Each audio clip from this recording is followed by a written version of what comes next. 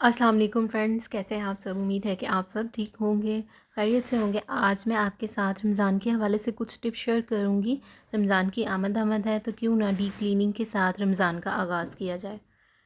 यहाँ मैं अपनी जो क्लीनिंग है उसका आगाज़ करूँगी अपने इस सोफ़े को लेकर। सोफ़ा का जो कवर है ना, उसको भी मैं उतार के अच्छे से साफ़ कर लूँगी। हमें डीप क्लीनिंग में यही करना होता है कि हमें जो हमारी रूटीन की सफाई वगैरह जो होती है ना, उसके अलावा जो हमें जो जैसे कि हम मंथ में 1-2 दफ़ा जिन चीज़ों की सफाई करते हैं ना, उन चीज़ों को हमने उनकी अब डीप क्लीनिंग का टाइम आ गया है। क्योंकि रमज़ान से पहले अगर हम ये सब काम कर लेंगे ना डीप क्लीनिंग के, तो ये हमें ना रमज़ान में बहुत अच्छे से हमारा मतलब टाइम भी गुजरेगा और हम इबादत भी कर सकते हैं, अच्छे तरीके से रोज़े भी रख सकते हैं। तो रमज़ान से पहले ना ये काम करना बहुत ज़रूरी होते हैं। इनमें हमारे ये काम होते हैं कि हमने जैसे मतलब अब फ्रिज साफ़ करनी है, इसके अलावा जायनमाज़ वगैरह धोकर रखें। अपने जो ये कवर्स वगैरह हैं सोफ़ों के, स्टूल के, इसके अलावा बेडशीट्स वगैरह। अब आपको पता है कि साथ साथ मौसम भी चेंज हो रहा है और हमें जो रज़ाइयाँ वगैरह हैं वो भी पेटी में रखनी है, उनको भी साफ़ करके ही रखना है। ऐसे तो हम मैली रज़ाइयों को तो नहीं रख सकते हैं, कंबल हो गई या रज़ाइयाँ हो गई, तो रज़ाइयों के कवर उतार के उनको अच्छे से वॉश करके फिर रखें, धूप लगवा के रज़ाइयों को। इसके अलावा कंबल को वॉश करके रखें। घर पे आप खुद वॉश करें तो वो दी बेस्ट है, अब बजाय कि आप बाज़ार से ड्राई क्लीन करवाएं। तो वो भी इंशाल्लाह मैं आपके साथ ड्राई क्लीन करने का भी मेथड एक शेयर करूँगी अपनी वीडियो में। अपने हाथों से जो काम किया होता है ना, उसका एक अलग ही सुकून होता है, एक अलग ही सेटिस्फेक्शन होती है कि हमने अच्छे तरीके से इसको वॉश किया है। बाज़ार से कंबल आप ड्राई क्लीन जब करवाएं तो आप नोट करेंगे कि इसमें से कोई फ्रेगरेंस मतलब नहीं होती है, उसमें कोई किसी किस्म की स्मेल नहीं होती है। बस एक ये होता है कि बाहर से आ गया ड्राई क्लीन होके, तो बस यही सेटिस्फेक्शन होती है। और आप नोट करना कि जब आप अपने काम ये खुद करेंगे ना, तो एक अलग ही किस्म का आपको ना इत्मीनान सा होगा, सुकून सा होगा। तो अच्छा, नेक्स्ट हमारी क्या होती है, फूड प्रिपरेशन। जैसे कि हमने पहले से चीज़ों को स्टोर करना होता है फ्रीज़र में। लाइक जैसे हमने चटनियाँ वगैरह बना के रखनी होती हैं रमज़ान के लिए। और इसके अलावा हमने बहुत सी चीज़ें जैसे कि भल्लियाँ वगैरह कई लोग बनाते हैं, रोल समोसे बना के फ्रीज़ कर लेते हैं। वो ये तमाम चीज़ें इसलिए होती हैं कि हम ना अब जो रमज़ान है ना, उसमें हमें ज़्यादा टाइम ना लगे, हम फटाफट निकालें और जल्दी से बना लें। ठीक है, अब तो मौसम भी चेंज हो रहा है, अब तो इतनी टाइम भी शॉर्ट हो गया। लेकिन जब गर्मियों के रोज़े थे तब बहुत ज़्यादा टाइम भी ज़्यादा होता था और गर्मी बहुत होती थी, तो इसलिए तब तो ये काम करके रखे जाते थे। तो जब रमज़ान की बात आती है ना कि रमज़ानुल मुबारक का महीना आ रहा है, तो मज़े मज़े की ना चीज़ों का जहन में आने लग जाता है। पकोड़े, समोसे, रोल, स्पेशली बच्चों की तो बहुत ज़्यादा फरमाइशें होती हैं कि इफ्तारी में ये बने। उनके लिए तो हर डे ही एक पार्टी मतलब वो करते हैं कि हम बहुत सारी चीज़ें हमें मिलेंगी। इसके साथ साथ हमें क्या करना है, हमें इसके साथ साथ अपनी हमें सोल प्रिपरेशन भी करनी है। ठीक है, सोल प्रिपरेशन क्या होती है। रमज़ान का महीना जो है ना, वो 12 महीनों में एक वाहिद ऐसा महीना है जिसमें हमें अपने सारे कामों को एक साइड पर रख देना चाहिए।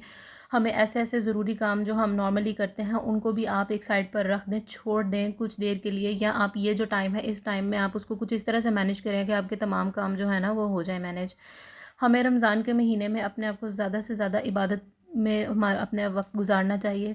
हम उसमें नमाज़ पढ़ें 5 वक्त की। अगर आप उसके साथ फ़र्ज़ पढ़ रहे हैं और आप नफ़ल वगैरह नहीं पढ़ रहे हैं, साथ सुनते नहीं पढ़ रहे हैं, वो भी शुरू कर दें। इसके अलावा तमाम दुआएं जो हैं, जो हमें बताई गई हैं, वो याद करें। सुबह शाम के अज़कार अभी से याद करें ताकि आपको रमज़ान के महीना आने तक वो अच्छे तरीके से ना याद हो जाएं और आप रमज़ान के महीने में उसको पढ़ें और उसका बहुत अजर व सवाब है। इसके अलावा सदका खैरात ज़रूर करें। थोड़े से आप देंगे तो अल्लाह पाक आपके थोड़े में भी ज़्यादा आपको देगा। और इसके अलावा हमसायों का, रिश्तेदारों का ख़्याल रखें। हमसाए जो होते हैं ना, उनके बहुत हकूक़ हैं। अगर आप जब भी इफ्तारी में कोई चीज़ बना रहे हैं, कोई स्पेशल चीज़ बना रहे हैं, तो वो एक बाउल में किसी प्लेट में डाल के ज़रूर हमसायों में दें। तो इससे बहुत ज़्यादा फ़ायदे होते हैं, आपस का प्यार मोहब्बत भी बढ़ता है। और ज़रूरत के वक्त सबसे पहले हमसाए ही आगे होते हैं, रिश्तेदार बाद में आते हैं। क्योंकि हमें जब कोई भी ज़रूरत पड़ती है तो सबसे पहले हमारे पास हमसाए ही होते हैं जिनको हम बुलाते हैं। ठीक है, हमसायों का बहुत ख़्याल रखें। इसके अलावा अपने बच्चों में अच्छी आदतें डालें रमज़ान को लेकर। मीन्स के अपने बच्चों को कोई टास्क दें कि रमज़ान के महीने में आपने ये कंप्लीट करना है। जैसे कि मैंने अपने बच्चों को दिया, अपने बेटे को मैंने कहा है कि तुमने अपना जो कुरान पाक है ना उसको मुकम्मल करना है रमज़ान के महीने में। और बेटी को मैंने ये कहा है कि तुम जो नमाज़ सीख रही हो वो आपने अपनी पूरी जो है ना वो रमज़ान के महीने में वो सीखनी है। तो दोनों को मैं बहुत अच्छा सा गिफ्ट दूँगी ईद पर। तो इससे वो बहुत खुश हो गए और उनके अंदर बहुत ही मोटिवेशन आ गई है कि हमने ये काम ज़रूर करना है कि हमें गिफ्ट मिलेगा। बच्चों को अभी वो क्योंकि बच्चे होते हैं उनको नमाज़ की और रोज़ों की अहमियत का इतना पता नहीं होता, तो हमें इसी तरीके से उनको टैकल करके तो इस साइड पर लाना होता है ताकि वो आहिस्ता आहिस्ता इन चीज़ों का यूज़ टू हों और वो इन चीज़ों को अहमियत भी देना शुरू कर दें। क्योंकि बच्चे हैं और बच्चों को हमें खुद टैकल करना होता है और पेरेंट्स जानते हैं कि वो अपने बच्चों को किस तरह से टैकल कर सकते हैं, उनकी कौन सी चीज़ है जिसको वो लेकर उनको उनसे ये काम करवा सकते हैं और उनको इस चीज़ का आदी बना सकते हैं। तो ये काम आप ज़रूर करें और अपने बच्चों की आपके बच्चे जब रमज़ान में ये काम करेंगे ना, आगे भी वो बाकी महीनों में भी वो इस चीज़ के आदी हो जाएंगे और वो ये काम करेंगे। अच्छा, नेक्स्ट मैं आपको बताऊंगी कि आपने रमज़ान के स्टार्ट में जो आपने जिस जिस चीज़ की तैयारी करनी है उसमें आप डायरी एक ले लें और उसके ऊपर आप नोट कर लें तमाम वो चीज़ें जो आपने रोज़ों के लिए बनाकर पहले से फ्रीज़ करनी है ताकि आपका पूरा रमज़ान इजीली गुजर सके। मेरे पास क्योंकि मैं स्टिचिंग करती हूँ और मेरे पास कपड़ों की काफ़ी ज़्यादा रश होता है, तो मैंने हर चीज़ को मैनेज करना होता है कि मैं स्टिचिंग भी करूँ और मैं रमज़ान में भी इबादत भी करूँ अच्छी तरह से। इसके अलावा अफ्तारी सहरी का प्रॉपर इंतज़ाम भी करूँ, तो घर भी सारा देखना होता है। तो ये तमाम काम जो है ना इनको किस तरह से मैनेज करना है, ये तमाम आप इस तरह से भी कर सकते हैं कि आप एक अपनी डायरी पे तमाम चीज़ों का नोट बना लें। ज़रूरी नहीं है कि सिर्फ आप किचन से रिलेटेड ही बना सकते हैं, आप अपने तमाम कामों को इस तरह से भी नोट यानी डायरी के ऊपर लिख के भी उनको मैनेज कर सकते हैं और उनकी टाइम के हिसाब से।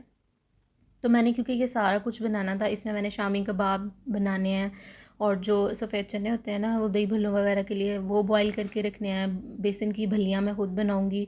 रोल समोसे वगैरह मैं ख़ुद बनाती होती हूँ, जिसमें आलू के समोसे होते हैं, चिकन रोल होते हैं, स्प्रिंग रोल होते हैं। स्प्रिंग रोल बहुत मज़े के होते हैं। मैंने पिछले रमज़ान में वो काफ़ी ज़्यादा सेल किए थे और मुझे बहुत अच्छा जो था ना उसका मतलब उसका फ़ीडबैक मिला था।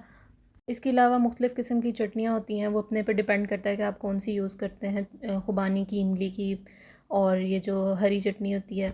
इसके अलावा आप तमाम जो मसाले वगैरह हैं वो चुन कर रखें, अपनी चीज़ों को अरेंज करके रखें, अपनी ग्रॉसरी आइटम्स को।